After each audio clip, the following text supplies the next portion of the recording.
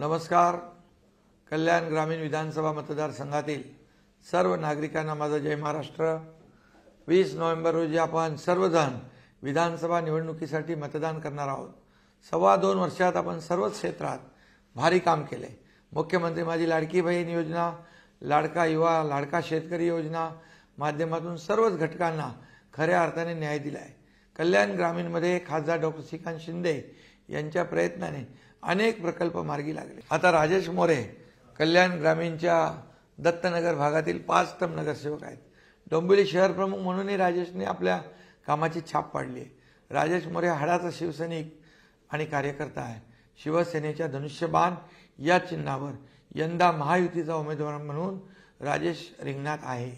सर्वसामान्य जनतेच्या हाकेला धावून जाणारा आणि 24 तास उपलब्ध असणारा असा राजेश मोरे हा हक्काचा माणूस आहे.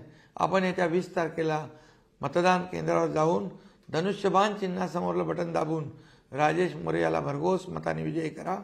आपल्याला कल्याण ग्रामीणचा सर्वांगीण विकास करायचा आहे. या भागातून अनेक महत्वाकांक्षी प्रकल्प सुरू आहेत. त्यात खोडा घालण्याचं काम काही लोकांनी केलं.